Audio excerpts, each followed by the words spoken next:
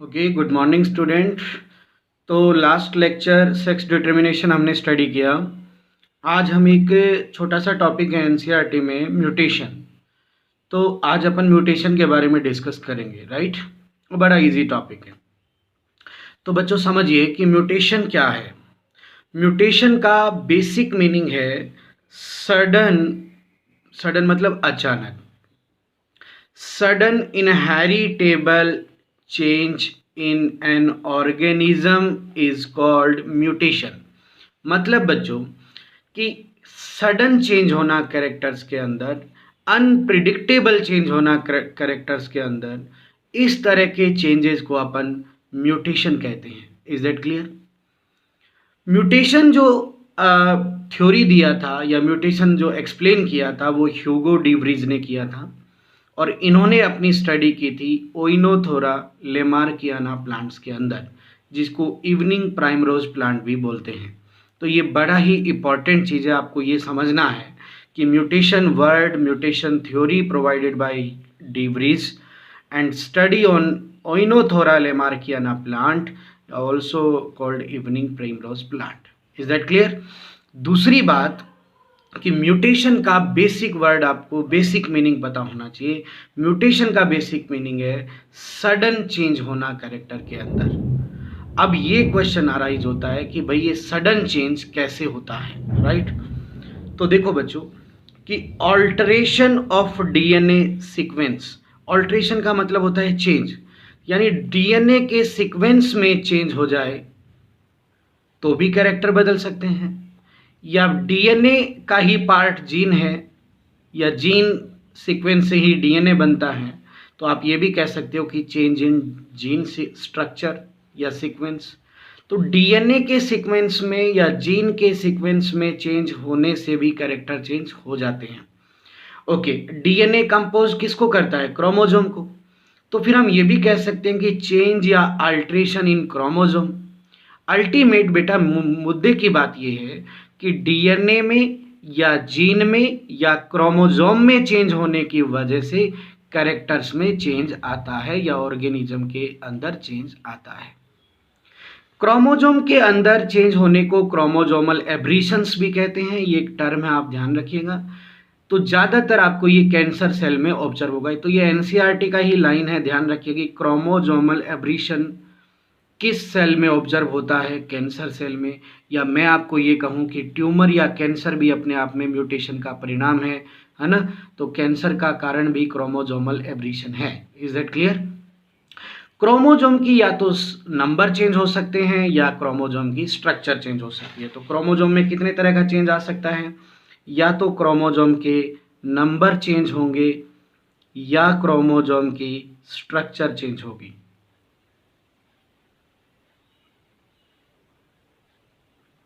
अब आप देखिए कि अगर क्रोमोजोम में नंबर चेंज होते हैं तो भी जीन में चेंज आएगा, अगर क्रोमोजोम की स्ट्रक्चर चेंज होती है तो भी जीन में चेंज आएगा, करेक्ट। और जीन ही कैरेक्टर बनाता है, तो जीन में अगर चेंज आ गया है बच्चों तो कैरेक्टर में चेंज आना तो जायज है।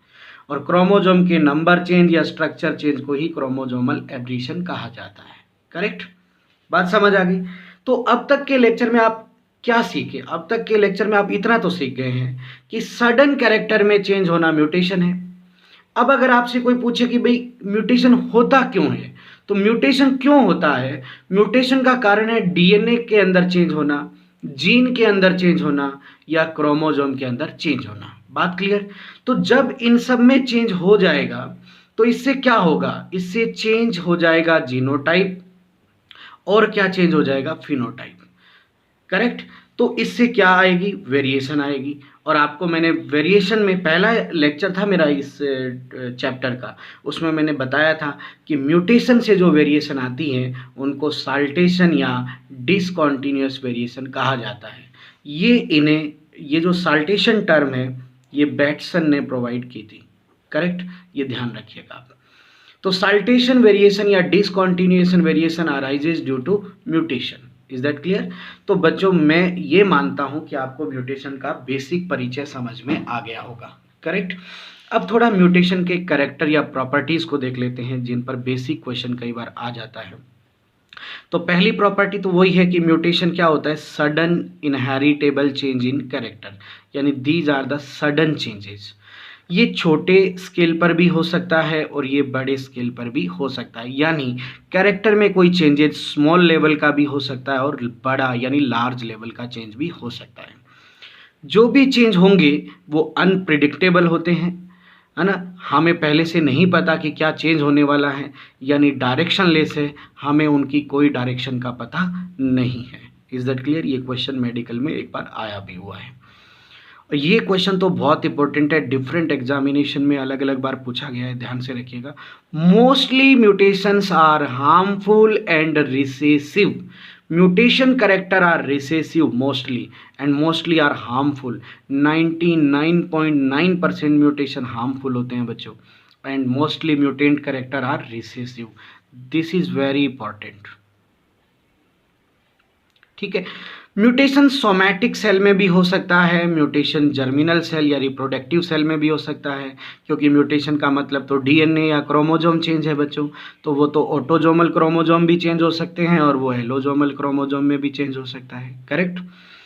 म्यूटेशन फॉरवर्ड डायरेक्शन में भी होता है, बैकवर्ड डायरेक्शन में भी होता है। फॉरवर्ड का मतलब है कि कोई वाइल्ड टाइप, वाइल्ड कौन होता है, ओरिजिनल, मैंने बताया था ना आपको, कोई वाइल्ड टाइप कैरेक्टर किस में कन्वर्ट हो गया, म्यूटेंट में, this is forward. And backward क्या होता है कि म्यूटेंट वापस क्या बन जाए, वाइल्ड बन जाए, समझ गए। वाइल्ड का म्यूटेंट में कन्वर्ट होना फॉरवर्ड और म्यूटेंट का वापस वाइल्ड में कन्वर्ट होना बैकवर्ड। इजी है ये तो बच्चों, बिल्कुल राइट।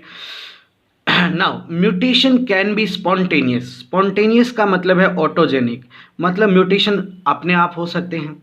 अब अपने आप म्यूटेशन कब होते हैं कि जब बच्चों डीएनए अपनी कॉपी बना रहा होता है, डीएनए अपना रेप्लिकेशन कर रहा होता है, उस समय हो सकता है कोई एंजाइमेटिक एरर से कॉपी एरर आ जाए, कोई मिसमैच डीएनए बन जाए, करेक्ट, तो वो स्पॉन्टेनियस हो गया। या इन्वायरमेंटल इफेक्ट से, या सेल डिवीजन एबनॉर्मल हो जाए, या ट्रांसक्रिप्शन ट्रांसलेशन में कोई एरर आ जाए, तो इस तरह का म्यूटेशन क्या होता है, स्पॉन्टेनियस होता है, जो ऑटोमेटिक सेल की एबनॉर्मलिटी से हो जाते हैं। या इंड्यूस्ड, इंड्यूस्ड का मतलब जो करवाए जाते हैं बाय म्यूटाजन, जो म्यूटाजन से प्रेरित करवाए जाते हैं। अब आप पूछेंगे कि सर ये म्यूटाजन क्या होते हैं। म्यूटाजन क्या होते हैं बेटा, फिजिकल और केमिकल फैक्टर हैं दैट कॉज म्यूटेशन, जो क्या कॉज करते हैं, म्यूटेशन कॉज करते हैं। यानी व्हाट इज म्यूटाजन, म्यूटाजन वो फिजिकल या केमिकल फैक्टर हैं जो क्या करते हैं, म्यूटेशन करते हैं। अब आप ये कहेंगे कि सर म्यूटेशन क्यों करवाते हैं, तो बच्चों क्या होता है, म्यूटेशन से वेरिएशन आती है, आपको पता है, और इन वेरिएशन का यूज कहीं ना कहीं ब्रीडिंग प्रोग्राम में किया जाता है, अच्छी वेराइटीज़ बनाने के लिए किया जाता है। मैं मानता हूं बच्चों कि मोस्टली म्यूटेशन हार्मफुल है, आप ये मानते हैं, लेकिन बच्चों 0.1% तो बेनिफिशियल है, और अगर वो बेनिफिशियल कैरेक्टर आ जाता है तो उसको फर्दर हम आगे यूज कर सकते हैं, है ना। तो बेटा म्यूटाजन कौन हो गए, जो म्यूटेशन कॉज करते हैं, और ये फिजिकल एजेंट भी हो सकते हैं और ये केमिकल एजेंट भी हो सकते हैं। बहुत से कॉम्पिटिटिव एग्जाम में इनके एग्जाम्पल पूछे जाते हैं, तो आइए हम भी ये काम पूरा कर लेते हैं। फिजिकल म्यूटाजन, ठीक है। फिजिकल म्यूटाजन में क्या होती है बेटा, एक तो आयोनाइजिंग रेडिएशन होती है और एक नॉन आयोनाइजिंग रेडिएशन होती है। अब ये रेडिएशन क्या होता है बच्चों, हाई एनर्जी की रेडिएशन होती है। तो ये क्या करती है कि डीएनए के जो न्यूक्लियोटाइड सीक्वेंस है उनमें चेंज कर देती है, या जीन के जो आपस में अट्रैक्शन है उन फोर्स को ये वीक बना देती है। क्लियर हुआ? तो इसमें आयोनाइजिंग रेडिएशन, ऐसे ही डायरेक्ट ऐसे क्वेश्चन आता है कि which one of the following is ionising या विच वन फॉलोइंग है नॉन आयोनाइजिंग। तो ये जरूर ध्यान रखना। देखो बच्चों, x ray, gamma ray, alpha particle, beta ray, cosmic ray, all are the ionising radiation. अब ये आपके एक एनसीईआरटी में क्वेश्चन है, ध्यान रखना कि जो एक गामा रे है इसको प्लांट ब्रीडिंग प्रोग्राम में यूज़ किया जाता है। प्लांट ब्रीडिंग में इससे इंड्यूस्ड म्यूटेशन करवाया जाता है। ये आपके एनसीईआरटी का क्वेश्चन है और एक बार नीट में पूछ लिया गया है, करेक्ट। नॉन आयोनाइजिंग रेडिएशन, इसमें आता है UV ray, and that is very very much important, बहुत बार ये क्वेश्चन आया है। यूवी रे क्या करती है बेटा, डीएनए के अंदर स्ट्रक्चरल डैमेज कर देती है, यानी ये डीएनए में डैमेज करती है, जिससे रेप्लिकेशन इनहिबिट हो जाता है, आगे डीएनए की कॉपी बनना रुक जाता है, यानी इससे रेप्लिकेशन क्या हो जाएगा, इनहिबिट हो जाएगा आगे, डैमेज पार्ट अपना रेप्लिकेशन नहीं कर पाएगा।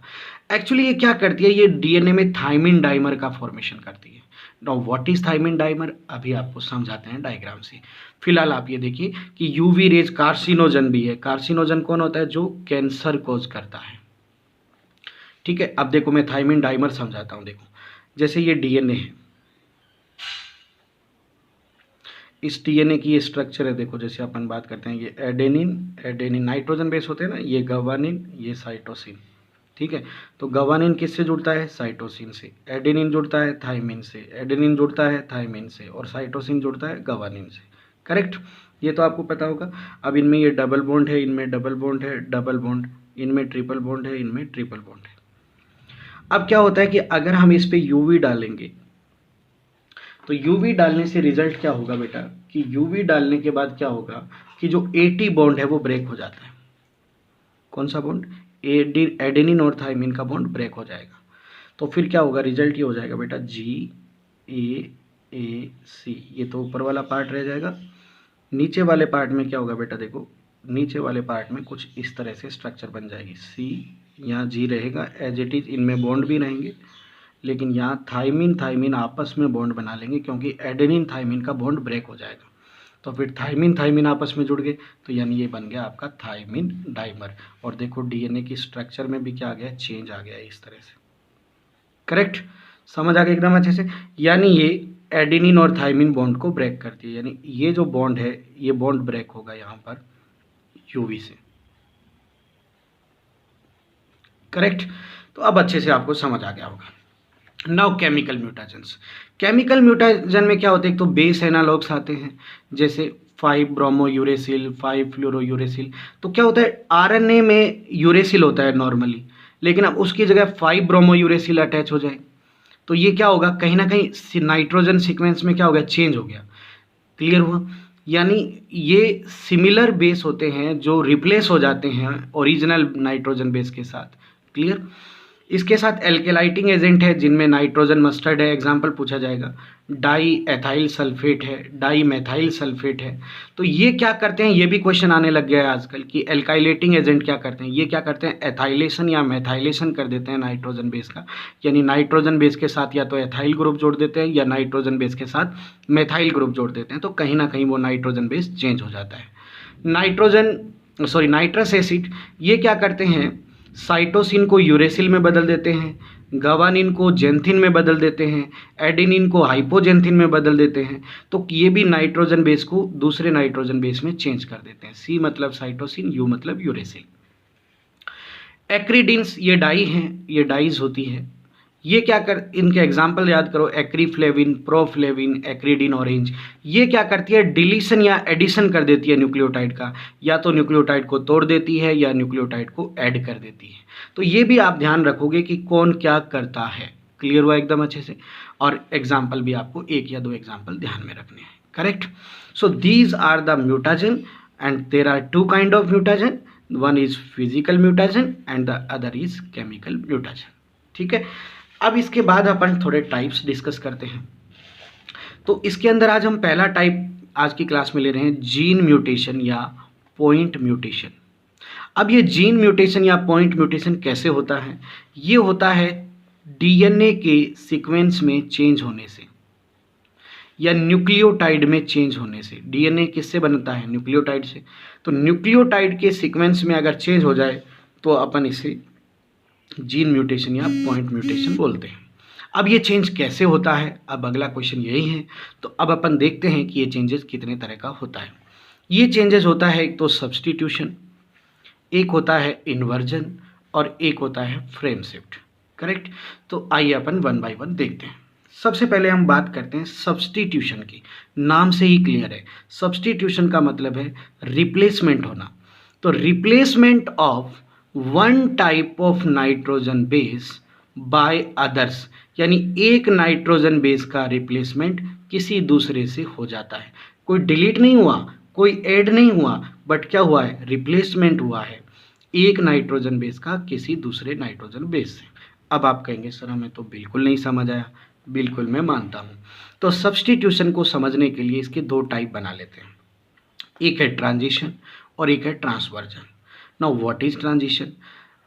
ट्रांजिशन में क्या होता है कि प्यूरिन प्यूरिन आपस में चेंज होंगे, यानी आपस में रिप्लेस करेंगे एक दूसरे को, या पायरिमिडिन पायरिमिडिन आपस में एक दूसरे को रिप्लेस करेंगे। These are the nitrogen base, है ना, तो इनका आपस में रिप्लेसमेंट होगा। ध्यान रखिएगा, प्यूरिन कभी भी पायरिमिडिन से रिप्लेस नहीं होगा और पायरिमिडिन कभी भी प्यूरिन से रिप्लेस नहीं होगा। किस केस में? ट्रांजिशन के केस में। अब इसको ध्यान से एक एग्जाम्पल से समझिए।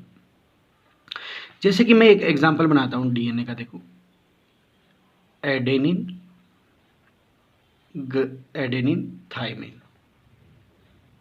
गवानिन साइटोसिन, लेकिन एडेनिन किससे जुड़ेगा? थाइमिन से, और थाइमिन किससे जुड़ेगा? एडेनिन से। करेक्ट। इसी तरह इसको थोड़ा और बढ़ा लेते हैं। देखो, गवानिन और गवानिन जुड़ता है साइटोसिन से। करेक्ट। ये कॉम्प्लीमेंट्री पेयरिंग होती है। अब ट्रांजिशन क्या कहता है कि प्यूरिन प्यूरिन आपस में चेंज होगा या पायरिमिडिन पायरिमिडिन आपस में चेंज होगा। तो एडेनिन और गवानिन दो प्यूरिन होते हैं। प्यूरिन कौन होते हैं? एडेनिन और गवानिन। पायरिमिडिन कौन होते हैं? थाइमिन और साइटोसिन। और अगर आरएनए है तो यूरेसिल भी होता है। करेक्ट। डीएनए में दो ही होते हैं। अब आप ये देखिए कि प्यूरिन प्यूरिन चेंज होगा भाई, तो प्यूरिन प्यूरिन चेंज की कोई पॉसिबिलिटी बन रही है? हाँ, ए के साथ चेंज हो सकता है। करेक्ट। या पायरिमिडिन पायरिमिडिन चेंज होगा, यानी टी के साथ चेंज हो सकता है। करेक्ट। यानी मैं अगर आपको बताऊं तो ये चेंजेस हो सकता है आपस में कि ए के साथ चेंज हो जाए। बात समझ आ गई? ए के साथ चेंज हो जाए या टी के साथ चेंज हो जाए। करेक्ट। ऐसा नहीं होगा कि ए और टी आपस में चेंज नहीं होंगे, क्योंकि ए क्या रह गया? प्यूरिन, और टी क्या रह गया? Pyrimidine. Correct. Now transversion. Transversion में क्या होता है कि प्यूरिन चेंज विद पायरिमिडिन, यानी प्यूरिन का रिप्लेसमेंट पायरिमिडिन से होगा। तो इससे एक डिसऑर्डर भी आ जाता है ह्यूमन में, और उसका नाम है सिकल सेल एनीमिया। तो ये क्वेश्चन है कि sickle cell anaemia due to transversion. Is that clear? अब इसमें देखो क्या है कि सिकल सेल एनीमिया का केस मैं आपको सिखाता हूँ। इधर देखो, ये डीएनए है। देखो, ये डीएनए है। करेक्ट। ये डीएनए है। डीएनए के दो एंड होते हैं, 5 days to 3 days और 3 days to 5 days। क्लियर? यहाँ भी बना लेते हैं अपन, 5 days to 3 days और 3 days to 5 days। ये डीएनए है। देखो, GAGCTC। करेक्ट। गवानिन साइटोसिन से जुड़ता है, एडेनिन थाइमिन से, गवानिन साइटोसिन से। करेक्ट। अब देखो बच्चों कि इस डीएनए का एक स्ट्रैंड जो होता है वो आरएनए बनाता है, और इसको बोलते हैं एमआरएनए। और एमआरएनए पर कोडॉन्स होते हैं। एमआरएनए पर 3 नाइट्रोजन बेस का ग्रुप होता है जिसको कोडॉन कहते हैं, और कोडॉन ही आगे एमाइनो एसिड बनाता है। यानी डीएनए से बनता है एमआरएनए, एमआरएनए आगे बनाता है एमाइनो एसिड। करेक्ट। अब देखो, सी ने क्या बनाया? जी, कॉम्प्लीमेंट्री बनता है। टी से क्या बनता है? ए, और सी से क्या बनेगा? जी। तो ये एमआरएनए बन गया। और इस कोड का मतलब है कि ये ग्लूटामिक एसिड बनाएगा। हर कोड का अपना एक मीनिंग होता है, यानी इस कोडॉन का मीनिंग क्या है कि वो क्या बनाएगा? Glutamic acid. ये नॉर्मल है, ये नॉर्मल हीमोग्लोबिन है, नॉर्मल HB है ये। राइट। लेकिन अब आप ये देखिए कि हुआ क्या, ध्यान से देखिएगा। एडेनिन क्या है? प्यूरिन। और टी क्या है? थाइमिन। थाइमिन क्या है? पायरिमिडिन। अब क्या हो रहा है? प्यूरिन और पायरिमिडिन आपस में चेंज हो रहे हैं। तो ए की जगह चला गया टी, देखिए आप, और टी की जगह क्या चला गया? ए। तो देखो, ये दोनों आपस में क्या हो गए? चेंज हो गए। करेक्ट। तो अब यहाँ पर ये डीएनए है। अब इसमें क्या हुआ है? Purine change with pyrimidine, purine change with pyrimidine, यानी इसमें ए और टी में चेंज हुआ है। ए और टी में क्या हुआ है? चेंज हुआ है आपस में, ये चेंज हुआ है। करेक्ट।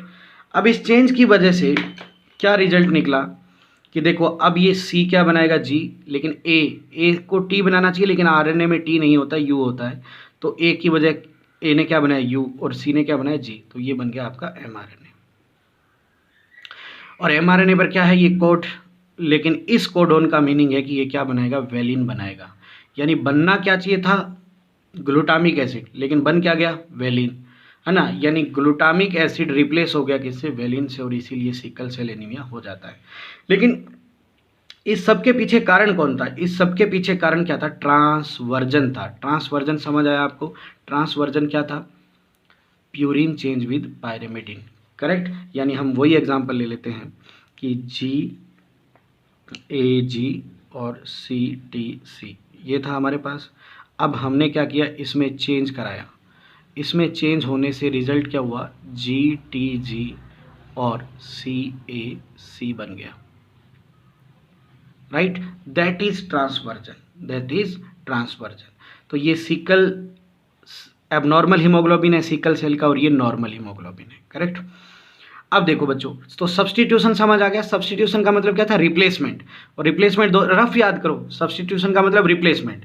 और रिप्लेसमेंट दो तरह का होता है, एक ट्रांजिशन और एक ट्रांसवर्जन। ट्रांजिशन क्या होता है कि भाई प्यूरिन प्यूरिन आपस में बदलेंगे और पायरिमिडिन पायरिमिडिन आपस में बदलेंगे, मतलब घर की बात घर में रहेगी। और ट्रांसवर्जन का मतलब है कि घर की बात बाहर जाने वाली है, यानी प्यूरिन किससे बदलेगा? पायरिमिडिन से, और पायरिमिडिन किससे बदलेगा? प्यूरिन से। बात क्लियर? अब आता है इन्वर्जन, बहुत इजी है। इन्वर्जन का मतलब समझिए, इन्वर्स होना यानी पूरा ऑपोजिट होना, यानी इसमें डीएनए के जो न्यूक्लियोटाइड सीक्वेंस है वो क्या हो जाते हैं? रिवर्स ऑर्डर में लग जाते हैं, 180 डिग्री पर रोटेट हो जाते हैं, यानी इनका 180 डिग्री पर रोटेशन हो जाता है। अब समझिए, मैं सिखाता हूँ आपको। देखो इधर अपन एक डीएनए बनाते हैं, देखो इधर ATGC, एडेनिन थाइमिन गवानिन साइटोसिन। अब इनमें इन्वर्जन हुआ, ये इन्वर्जन हुआ। इन्वर्जन हुआ तो रिजल्ट क्या आ जाएगा? देखो अपने पास रिजल्ट ये आ जाएगा CGTE। देखो सारे रिवर्स ऑर्डर में हो गए, यानी इनका 180 डिग्री पर रोटेशन हो गया। So that is the inversion, correct. अब आता है अपना, बहुत आसान है ना, अब आता है फ्रेम शिफ्ट म्यूटेशन, या इसको बोलते हैं गिब्रिस म्यूटेशन। पहले नाम से सीख लो इन्हें, फ्रेम शिफ्ट, पूरा का पूरा फ्रेम ही बदल जाएगा। अब तक तो कोई एक नाइट्रोजन बेस या 2 नाइट्रोजन बेस बदल रहे थे, अब तो पूरा का पूरा फ्रेम ही बदल जाएगा, पूरा का पूरा डीएनए चेंज हो जाएगा। और पूरा डीएनए चेंज हो गया तो फिर पूरा एमआरएनए चेंज होगा, पूरा एमआरएनए चेंज होगा तो सारे कोडोन चेंज हो जाएंगे, सारे कोडोन चेंज हो जाएंगे तो सभी एमाइनो एसिड का सीक्वेंस भी चेंज हो जाएगा। तो देखो इसमें क्या होता है, कंप्लीट डीएनए या एमआरएनए सीक्वेंस क्या हो जाता है? चेंज हो जाता है। और ऐसा क्यों होता है? ड्यू टू डिलीशन या इंसरेशन, यानी या तो किसी के डिलीट होने से या किसी के जुड़ने से। जैसे मैं आपको बताता हूँ, देखो अपने कोई भी एक यहाँ पर डीएनए बनाते हैं, ATGCCTGACC ऐसे बना लिया हमने, ये डीएनए है हमारा। इस डीएनए से आरएनए बनाएंगे, ये हमारा डीएनए है, और इस डीएनए से हम क्या बना रहे हैं? एमआरएनए। अब देखो आप एमआरएनए क्या बनेगा? ए के साथ यू आएगा, टी के साथ ए आएगा, जी के साथ सी, सी के साथ जी, फिर जी, टी के साथ ए, जी के साथ सी, ए के साथ यू, सी के साथ जी, और सी के साथ जी। ये बन गया हमारा एमआरएनए, करेक्ट। अब आप समझिए कि 3-3 का कोड होता है ना, 3-3 का ग्रुप कोड होता है। तो अब एक ये कोड बना है, एक ये कोड बना है, एक ये कोड बना है, ये कोड बने हमारे, ये कोडॉन है। और इन सब का अपना अपना मीनिंग है, और ये अपना अपना एमाइनो एसिड बनाएंगे, करेक्ट। लेकिन अब अगर हम यहाँ से कोई डिलीट कर दें, यहाँ से किसी एक का डिलीशन कर दें, आप समझिएगा। देखो अब अपन एक नया बनाते हैं, इसमें हमने एक डिलीट कर दिया यहाँ पर। सपोज करते हैं कि हम ए का डिलीशन कर देते हैं, इसका हमने डिलीशन कर दिया, तो क्या बनेगा हमारे पास? TGCCTGACC, ये डिलीशन करने के बाद ये परिणाम आया। तो अब हम हमारे पास जो एमआरएनए बनेगा वो क्या बनेगा? देखो ACGGACUGG, यानी अब अगर हम कोड बनाएं तो हमारे कोड ये बन जाएंगे। यानी ये देखो आप, हुआ क्या है? देखो कि complete DNA complete mRNA change हो गया है, या तो डिलीशन से, ऐसे आप इंसरेशन कोई एक जोड़ोगे तो भी तो चेंज हो जाएगा। तो इसको बोलते हैं अपन फ्रेम शिफ्ट म्यूटेशन, ठीक है ना? समझ आया एकदम अच्छे से? तो ये चेंज हुआ है, क्लियर हुआ एकदम अच्छे से, यानी इस डीएनए से ये बन गया और इससे ये बन गया, करेक्ट। समझ आ गया एकदम अच्छे से? अब देखो क्या है, पॉइंट म्यूटेशन या जीन म्यूटेशन या डीएनए न्यूक्लियोटाइड सीक्वेंस में चेंज होने से एमाइनो एसिड का भी चेंज हो जाता है। अभी मैंने आपको बताया था ना कि इधर देखो, डीएनए में अगर चेंज हुआ तो एमआरएनए में चेंज हो जाएगा, और एमआरएनए में चेंज हो जाएगा तो एमाइनो एसिड में भी चेंज हो जाएगा। तो ये तीन तरह के चेंजेस आते हैं। एक आता है सेम सेंस या साइलेंट म्यूटेशन। नाम देखो क्या है, सेम सेंस, भी चेंज हो गया लेकिन कोड के मीनिंग में कोई चेंज नहीं हुआ, यानी एमाइनो एसिड में कोई चेंज नहीं होगा। यानी आप कह सकते हो कि no change in amino acid. Correct. देखो जैसे कि ये वही बात है, अपनी समझते हैं कि ये डीएनए है हमारा, ये डीएनए है, ये भी डीएनए है। अब ये डीएनए था जी टी, तो इस डीएनए ने ये एमआरएनए बना दिया, जी ने सी, फिर जी से सी बना और टी से क्या बना, ए बना। इस सी ए ये कोड है, इसका मतलब है प्रोलीन, यानी ये कौन सा एमाइनो एसिड बनाएगा, प्रोलीन बनाएगा। Proline is a amino acid. Correct. अब देखो इसमें कुछ ऐसा चेंज हुआ डीएनए में कि इस टी की जगह जी आ गया, इस टी की जगह जी आ गया, तो अब डीएनए क्या बन गया, जी। तो फिर इससे एमआरएनए क्या बनेगा, जी से क्या बनेगा, सी और सी। लेकिन सी भी क्या बनाता है, प्रोलीन बनाता है। मतलब क्या हुआ कि चेंज तो हो गया लेकिन कोड का मीनिंग नहीं बदला, कोड का मीनिंग नहीं बदला, तो सेम सेंस ही रहा ना, सेंस तो क्या रहा, सेम ही रहा। यानी म्यूटेशन तो हो गया लेकिन वो साइलेंट है, उसका कोई इफेक्ट नहीं आएगा। करेक्ट। इसी तरह देखो miss sense mutation, miss sense का मतलब है कि सेंस बदल जाएगा, कोई नया मीनिंग बन जाएगा, यानी change in meaning of codon. ठीक है, इसी से वो डिसऑर्डर आता है सिकल सेल एनीमिया, जिसमें ग्लूटामिक एसिड की जगह वेलिन बन जाता है। ये मैंने आपको बार बार समझा दिया है। क्लियर। यानी इसमें पहले जो था वो ग्लूटामिक एसिड बना रहा था, लेकिन चेंज होने के बाद उसका मीनिंग बदल गया और अब क्या बनने लग गया, वेलिन। यानी पहले जीएजी कोड बन रहा था और अब क्या बन रहा है, जीयूजी कोड बन रहा है। क्लियर। यानी ये कोड है। क्लियर हुआ एकदम अच्छे से। तो सेम सेंस में मतलब कि मीनिंग नहीं बदलेगा, मिस सेंस का मतलब है कि मीनिंग बदल जाएगा। अब है नॉन सेंस म्यूटेशन। देखो क्या है नॉन सेंस, इसमें क्या होता है कि सेंस कोड जो हैं जिनका कोई मीनिंग होता है वो चेंज होने के बाद नॉन सेंस या स्टॉप कोडॉन में कन्वर्ट हो जाएंगे। यानी देखो बेटा तीन कोड है, आप ध्यान रख लो, एक UAA, एक UAG और एक UGA। ठीक है, उवा, उग और उगा, अगले चैप्टर में आपको समझ आ जाएगा। ये तीन ऐसे कोड है जो स्टॉप कोडॉन होते हैं, इनका कोई मीनिंग नहीं होता, ये कोई भी एमाइनो एसिड नहीं बनाते हैं। समझ आ गया। तो जब भी कोई सेंस कोड किसी नॉन सेंस में कन्वर्ट हो जाए तो इसे कहते हैं अपन नॉन सेंस म्यूटेशन। समझ आ गया एकदम अच्छे से, कोई डाउट बेटे।